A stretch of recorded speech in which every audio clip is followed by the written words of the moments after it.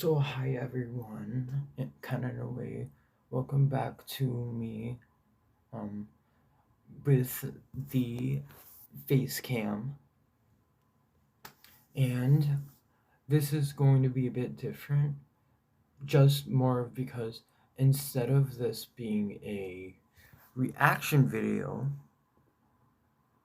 it still technically is a reaction, but I'm more of going to be calling it more of in a way, welcome to a listen to.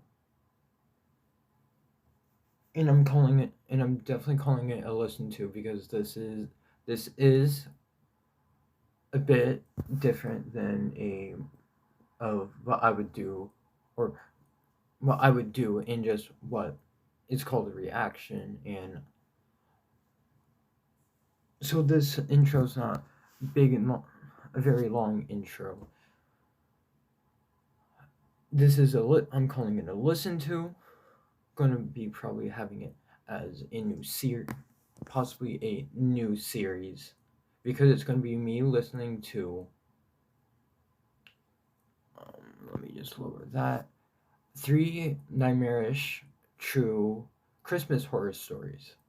And this is also kind of going towards, and I'll probably also do a reaction at some point in December before the 9th for the new horror movie, if I'm correct on saying it, the mean one. So, besides that, let's just get right into it. And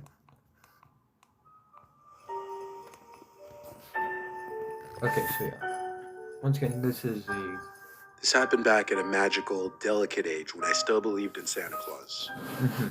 It was Christmas Eve night, or technically Christmas at that point. The time, I have no idea. All I know is it was late and everyone in my house was probably asleep. I woke up randomly to what I don't know, but I was probably extremely thirsty. I had to get out of my bed and walk all the way downstairs to the kitchen to get a glass of water. There were night lights on in the living room and kitchen, so I didn't have to turn on any lights to see where I was going. Whenever I was thirsty when I was a little kid, I'd always decide to finish the glass in the kitchen instead of bring it up to my room. I don't know why, just one of those stupid things I did as a kid. As I was sipping the Reasonable. water, I heard noises come from down in the den, where we had our Christmas tree. Sounded like a big bag. I peered my head around the wall leading down the stairway to the den, but it was a little too dark to see who could be down there.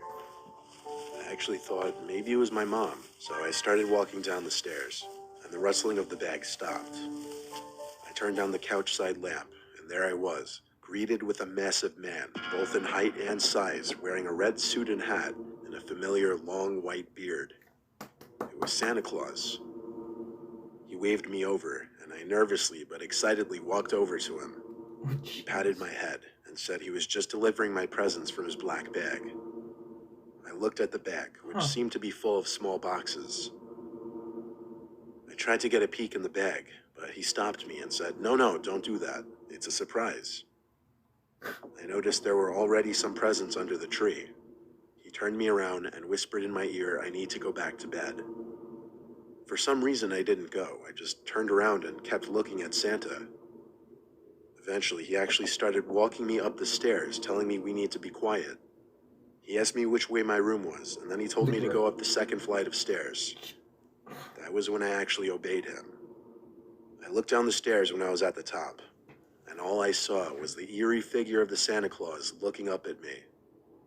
I realized he turned off the nightlight as I was walking up the stairs. I went to my room and shut the door, excited that I just saw Santa. As I tried to fall back asleep, I heard a loud bang from downstairs in the den. The sound traveled all the way back up to my room. I assumed that was Santa leaving the house. The next morning, I woke up early to my mom's screams downstairs.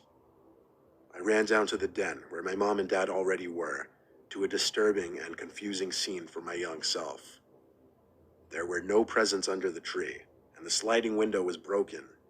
I don't mean the glass was shattered, I mean it was slammed shut so hard it got knocked off the sliding mechanism. Oh, jeez. I confusedly asked my parents what happened, and explained that I saw Santa last night. When I told them this, they frantically tried getting as much info out of me as possible. Jeez, oh.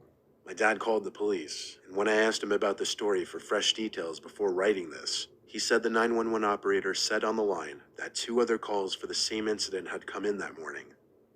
Apparently, a man dressed as Santa Claus was targeting certain houses with accessible windows, and he was stealing the gifts under their Christmas trees.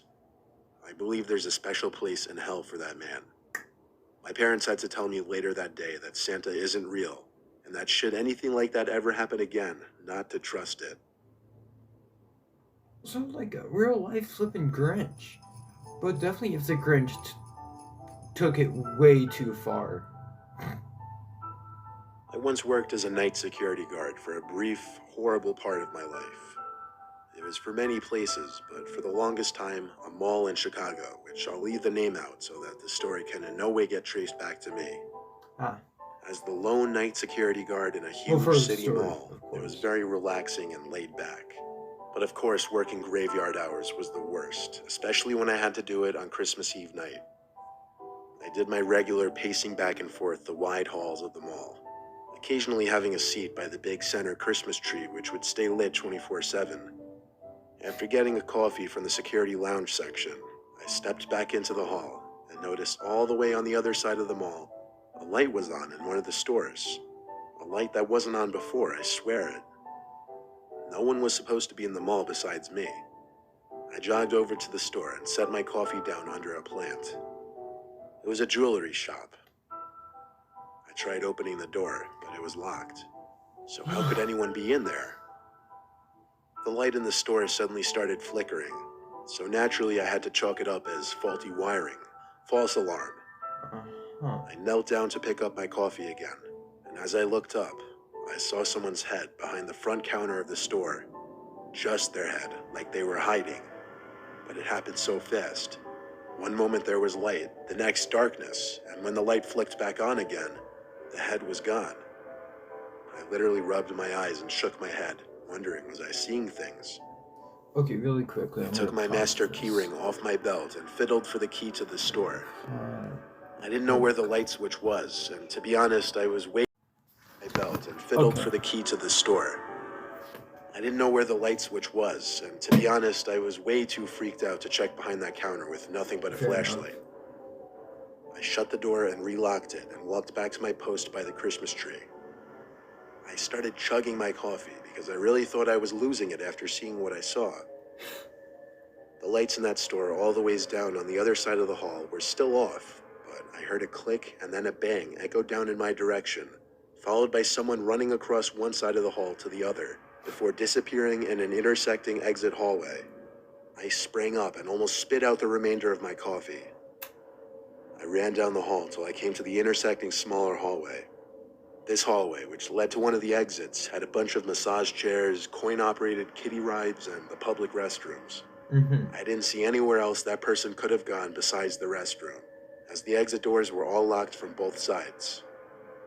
I got to the door of the men's bathroom and stopped, once again faced with the fear of confronting whoever was in that mall with me. I cracked the door open just slightly, enough for me to start speaking into the bathroom, saying whoever's in here needs to get out before I call the cops. There was a crying and moaning type noise coming from inside the restroom. I opened the door fully and realized it was coming from one of the stalls. I repeated what I said at the door, but the crying sounds didn't stop. I knelt down in front of the stall to get a peek under, and I saw 2 black shoes facing the door, facing me. It seemed the person was just facing the stall door, making these crying noises. The crying stopped, and then the next thing I saw was the person on the other side of the stall quickly get on their knees and look under the door back at me. I recognized it as the same person from behind that counter in that store. I got back on my feet and left the bathroom to call the police and explain the situation. As a security guard, I never encountered anything like this overnight, and I didn't know how to deal with it. I definitely did not want to make it physical. A couple police officers came to the doors at the end of the hall, and I let them in. We all went to the men's bathroom again, and the stall door was still shut, and the man was still inside. For the longest time, the officers demanded he come out with his hands up. After a while of him refusing to listen, the male officer started kicking in the stall door until it broke open. The two officers apprehended the nutjob inside the stall. As they walked him out of the mall, though, the man had his head turned to look at me the entire time. I looked away. His dead eyes staring into my soul genuinely disturbed me. He looked like he wanted to kill me. Before he was put in the back of the police car, he said my name, and I immediately got the chills.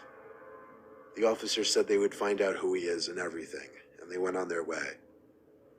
My shift ended a few hours later, and for the remainder of my time working at that mall, I was always paranoid every time I turned a corner that he'd be Fair standing enough. there. Truly fair enough. Okay. Our parents had our youngest sibling much later than they had my brother and I. This happened last year when I was 18, my older brother was 24, and our youngest sibling Rachel was just 2. Oh. I was home from college for winter break. My older brother would be returning home from out of state in a few days, and my parents were on a couple's vacation. It was about a week before Christmas, and I was tasked with taking care of Rachel until my parents got back. My time watching Rachel consisted of a lot of sitting around the house, having friends over, and just watching TV and movies. I would let Rachel play in the living room with her toys as I'd watch TV with no lights on but the Christmas tree, which I always find to make watching TV a lot more relaxing. When Rachel started to get tired, I brought her up to her room, changed her, and put her in the crib upstairs. I made sure to turn on the baby monitor as my parents did every night, just to make sure I could hear her if she got restless. Something to note, Rachel's room shares a bathroom with my mom and dad's room. So basically, both my parents and Rachel's rooms are connected to a bathroom, which thus connects the two bedrooms in a sense. I went back downstairs to watch TV. I think I was watching The Grinch when sound started coming from the baby monitor. Distorted, human-like noises. It didn't sound like Rachel, so I hurried back upstairs to Rachel's room. I burst in so quickly and aggressively that she immediately awoke and started crying. I looked around the room naturally. Then I picked Rachel up and started gently rocking her. But I realized this didn't help. She was probably too big for it. So I put her back down in the crib and started tickling her, then gently whispering her back to sleep. When she had her eyes closed again, I left the room. A few minutes later, I heard Rachel crying again through the baby monitor. I ran up to see what's wrong, and she was standing in her crib, pointing at the bathroom door, which was cracked open. I honestly didn't remember if it had been cracked open like that earlier or not. I went to check the bathroom, and it was clear. I told her calmly she's imagining things. I wasn't sure how much she understood of what I was saying, but after a few minutes in there with her, I got her to settle back down.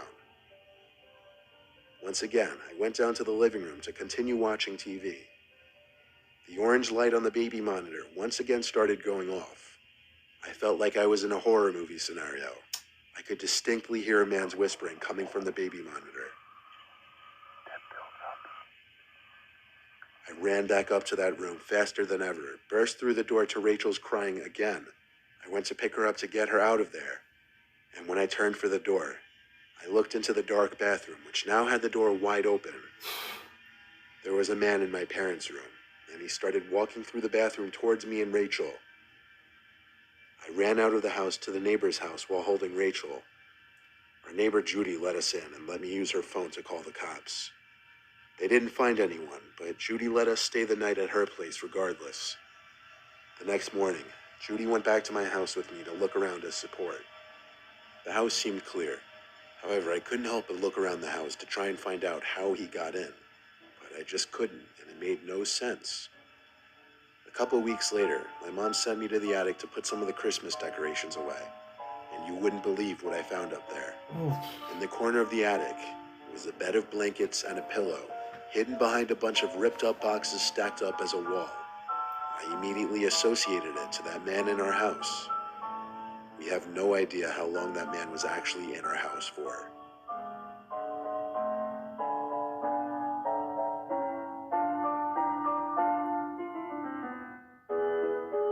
And I swear, YouTube, you so better not be giving me at all any type of copyright strike.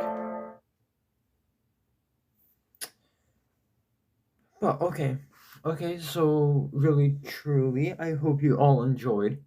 And before I forget to say, of course, this is, well, definitely one thing. This was from the channel Mr. Nightmare, that if you haven't possibly heard of him or seen any of his videos / stories,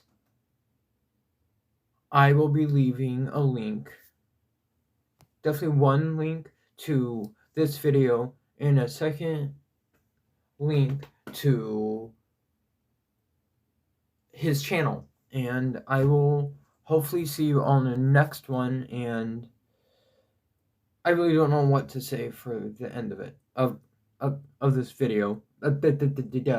And yeah, and someone, even though it's still a while away, have a Merry Christmas, and I will once again see you on the next one, and